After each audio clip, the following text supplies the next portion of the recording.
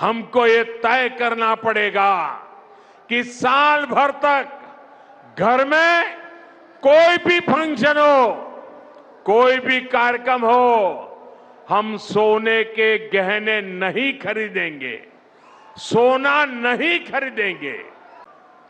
साथियों, आज भारत तेजी से विकसित होने के लक्ष्य की तरफ आगे बढ़ रहा है, लेकिन इस समय भारत कई विराट चुनौतियों का मुकाबला भी कर रहा है।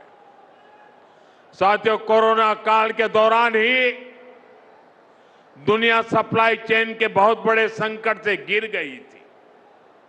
कोविड के बाद यूक्रेन में युद्ध शुरू हो गया, उसने दुनिया की परेशानियां और बढ़ा दी।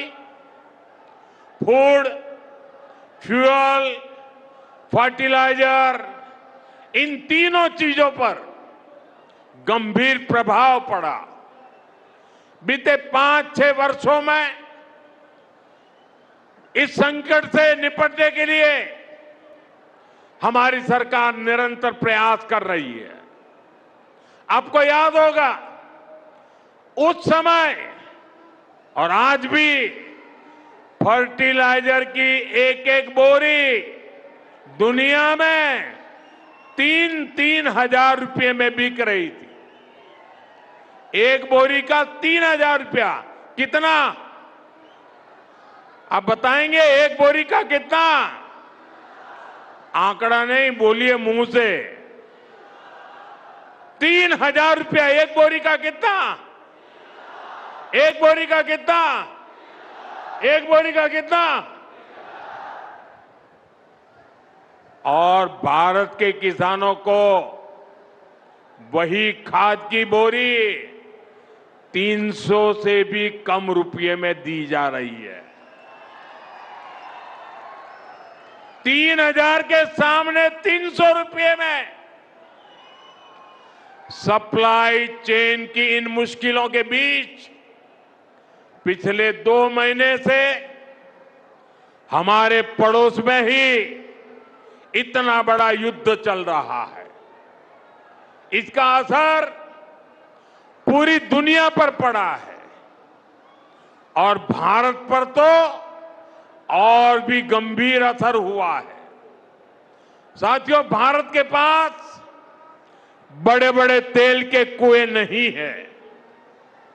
हमें अपनी जरूरत का पेट्रोल, डीजल, गैस, ये सब बहुत बड़ी मात्रा में दुनिया के दूसरे देशों से, बाहर से मंगाना पड़ता है। युद्ध की वजह से पूरी दुनिया में पेट्रोल, डीजल, गैस और फर्टिलाइजर के दाम बहुत अधिक बढ़ चुके हैं, आसमान को भी पार कर गए हैं। अड़ोस पड़ोस में देशों में क्या हाल है वो तो अखबारों में आता है। भारत सरकार इस युद्ध के पिछले 2 महीनों से देशवासियों को इस संकट से बचाने के लिए लगातार प्रयास कर रही है। नागरिकों पर बोझ न पड़े, इसके लिए सरकार सारा बोझ सरकार खुद अपने कंधे पर उठा रही है। लेकिन साथियों, जब सप्लाई चेन पर संकट लगातार बना रहे तो हम कितने भी उपाय कर लें, मुश्किलें बढ़ती ही जाती है। इसलिए अब देश को सर्वोपरि रखते हुए, मां भारती को सर्वोपरि रखते हुए हमें एकजुट होकर के लड़ना होगा। हमें याद रखना है, देश के लिए मरना ही सिर्फ देशभक्ति नहीं होती है। देश के लिए जीना और देश के प्रति अपने कर्तव्यों को निभाना, वो भी देशभक्ति होती है। इसलिए वैश्विक संकट के इस समय में हमें कर्तव्यों को सर्वोपरि रखते हुए कुछ संकल्प लेने होंगे और उन संकल्पों को पूरे समर्पण भाव से पूरा करना होगा। जैसे एक बड़ा संकल्प है पेट्रोल डीजल का संयम से इस्तेमाल करना। साथियों, हमें पेट्रोल डीजल का उपयोग कम करना होगा। शहरों में जहां मेट्रो है वहां हम तय करें कि हम मेट्रो का ही उपयोग करेंगे, ज्यादा से ज्यादा मेट्रो में ही जाएंगे। अगर कार में ही जाना जरूरी है तो फिर कार पूल करने का प्रयास करें और भी लोगों को साथ बिठा ले। अगर हमें कहीं सामान भेजना हो तो कोशिश करनी है कि वह ज्यादा से ज्यादा रेलवे गुड्स के जो ट्रेन होती है रेलवे की सर्विसेज से भेजे, ताकि इलेक्ट्रिक रेलवे होने के कारण पेट्रोल डीजल की जरूरत नहीं पड़ती है। जिन लोगों के पास इलेक्ट्रिक व्हीकल है वो भी कोशिश करें कि इलेक्ट्रिक व्हीकल का ज्यादा से ज्यादा उपयोग करें। साथियों, हमने कोरोना के समय में वर्क फ्रॉम होम की, ऑनलाइन मीटिंग्स की, वीडियो कॉन्फ्रेंस की, ऐसी अनेक व्यवस्थाएं विकसित की और हमें आदत भी हो गई थी। आज समय की मांग ऐसी है कि उन व्यवस्थाओं को हम फिर से शुरू करें तो वो देश हित में होगा। Work from home, online conferences, virtual meetings, इनको हमें फिर से प्राथमिकता देनी है। साथियों, आज जो संकट है उसमें हमें विदेशी मुद्रा बचाने पर भी बहुत जोर देना होगा, क्योंकि दुनिया में पेट्रोल डीजल इतना ज्यादा महंगा हो गया है, पहले से कई गुना ज्यादा कीमतें बढ़ गई है। तो हम सबका दायित्व है कि पेट्रोल डीजल की खरीद पर जो विदेशी मुद्रा खर्च होती है, पेट्रोल डीजल बचाकर हमें वो मुद्रा भी बचानी है। इसके लिए हमारे छोटे छोटे प्रयास भी देश की बहुत मदद कर सकते हैं। जैसे आजकल जो विदेशों में शादियों का, विदेशों में घूमने का, विदेशों में वैकेशन पर जाने का मिडिल क्लास में कल्चर बढ़ता जा रहा है। हमें तय करना होगा कि जब ये संकट का काल है और हमारी देशभक्ति हमें ललकार रही है तो कम से कम एक साल के लिए हमें विदेशों में जाने की बातों को टालना चाहिए। भारत में बहुत सारी जगह है, वहां हम जा सकते हैं, बहुत कुछ भारत में किया जा सकता है। इस बेटी को नीचे बिठाइए, उसे थक जाएगी, उस बेटी को बिठाइए। वो थैंक यू बेटा, थैंक यू, बैठिए, आप नीचे बैठिए। मैंने देख लिया बेटा, उसको देख लिया, अब आप बैठ जाइए। हाँ, इस छोटी बच्ची को क्यों परेशान करते हो भाई? इन बच्चों को बैठने दीजिए प्लीज, बच्चों को परेशान मत कीजिए जी। साथियों, हमें विदेशी मुद्रा बचाने के जो भी रास्ते हम लोग अपना सकते हैं हमें बचाना होगा। साथियों, गोल्ड यानी सोने की खरीद एक और पहलू है जिसमें विदेशी मुद्रा बहुत अधिक खर्च होती है। एक जमाना था जब संकट आता था, कोई युद्ध होता था, तो लोग देश हित में सोना दान दे देते थे। आज दान की जरूरत नहीं है, लेकिन देश हित में हमको ये तय करना पड़ेगा कि साल भर तक घर में कोई भी फंक्शन हो, कोई भी कार्यक्रम हो, हम सोने के गहने नहीं खरीदेंगे, सोना नहीं खरीदेंगे। विदेशी मुद्रा बचाने के लिए हमारी देशभक्ति हमें चुनौती दे रही है और हमें इस चुनौती को स्वीकार करते हुए विदेशी मुद्रा को बचाना होगा। साथियों, ये समय एक और बड़े सबक का भी है।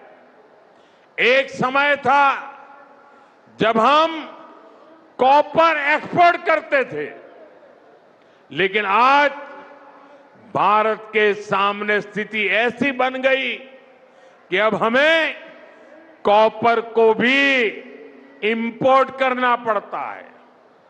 हमारे देश में हड़तालें करवाकर कॉपर प्लांट्स को ठप करवा दिया गया और अब हालत ये हो गई कि हमें कॉपर बाहर से मंगाना पड़ता है और उसमें विदेशी मुद्रा खर्च होती है। इसलिए मैं ऐसे सभी श्रमिक समूह मजदूर संगठनों से भी कहूंगा कि हमें ऐसी बातों का जरूर ध्यान रखना चाहिए। भारत को आत्मनिर्भर बनने से जो भी कदम रोकते हैं उनमें हमें दूरी बनानी होगी और जो लोग ऐसी साजिशों में जुटे हैं उन पर भी कड़ी नजर रखनी होगी। मैं देश की अदालतों से भी आग्रह करूंगा कि ऐसी स्थिति आने पर देश हित में हमें कोई ना कोई रास्ता निकालने की तरफ बढ़ना चाहिए। साथियों, ऐसे ही खाने के तेल का भी है। इसके आयात के लिए भी बहुत बड़ी मात्रा में हमें विदेशी मुद्रा खर्च करनी पड़ती है। हर परिवार अगर खाने के तेल में खाने का तेल का जो उपयोग करता है, अगर वो कुछ कमी करे, मैंने बार बार कहा है 10% कम करो। अगर हम तेल खाना कम करें ना, तो भी वो देशभक्ति का बहुत बड़ा काम है। आप देश सेवा में योगदान दे सकते हैं और इससे देश सेवा भी होगी और देह सेवा भी होगी। इससे देश के खजाने का स्वास्थ्य भी सुधरेगा और परिवार के हर सदस्य का स्वास्थ्य भी अच्छा रहेगा। साथियों, विदेशी मुद्रा की खपत वाला एक और सेक्टर हमारी खेती है। हम बहुत बड़ी मात्रा में बाहर से केमिकल फर्टिलाइजर इंपोर्ट करते हैं। केमिकल फर्टिलाइजर खेती के कारण हमारी धरती मां को बहुत पीड़ा हो रही है। हमारे खेत बर्बाद हो रहे हैं। अगर आज हम अपने खेत को नहीं बचाएंगे तो भविष्य में फसलों पर भी खतरा आ जाएगा। इसलिए बहुत जरूरी है कि हम केमिकल फर्टिलाइजर की खपत 25%, 30%, 40%, 50% उसको घटाए, आधी कर दें और हम उसके साथ साथ नेचुरल फार्मिंग की तरफ बढ़ें। हम फर्टिलाइजर का उपयोग कम करके विदेशी मुद्रा भी बचा सकते हैं और साथ साथ अपने खेत को बचा सकते हैं, हमारी ये धरती मां को बचा सकते हैं। और यह हमें करना ही होगा।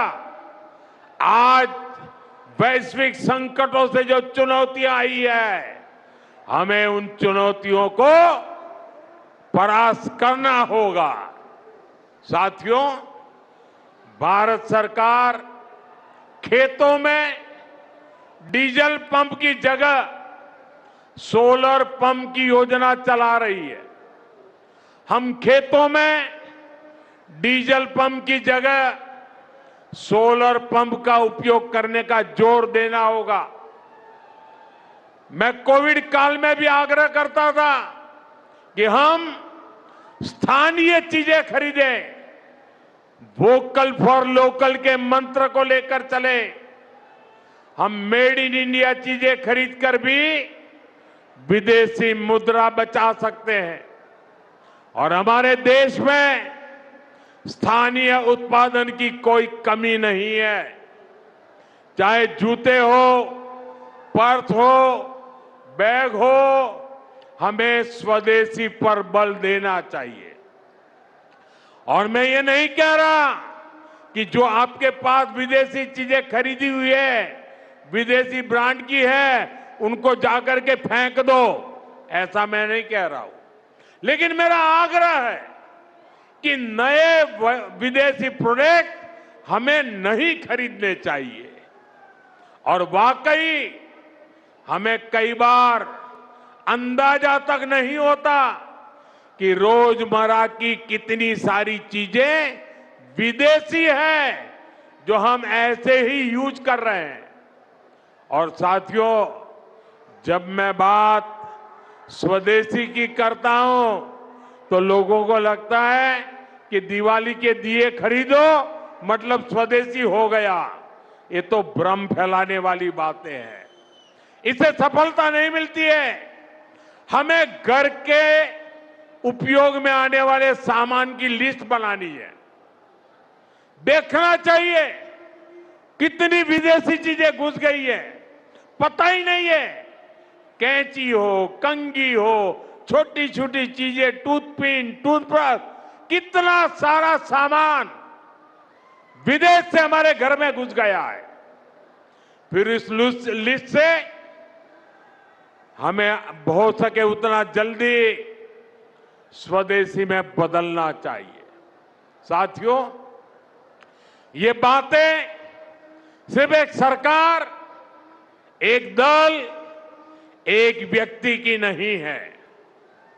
ये बीजेपी का भी मुद्दा नहीं है, ये देश का मुद्दा है। और इसके लिए हर नागरिक, हर राजनीतिक दल, हर सरकार, हर समाज, हर संगठन को संकल्पबद्ध होगा। मैं मीडिया के साथियों से भी देश हित में आगे आने के लिए आग्रह करूंगा। आइए देशभक्ति का भाव जगाएं और देश को जो वैश्विक संकट चल रहे हैं, देश उस संकटों का लाभ ले, परिस्थिति पे सवार हो जाए। ऐसा वातावरण बनाने के लिए हमें योगदान देना होगा और तभी जाकर के देश सफल होगा। ऐसे संकल्प जब हर नागरिक पूरी ईमानदारी से सिद्ध करेगा तो भारत हर संकट में जरूर विजयी होगा।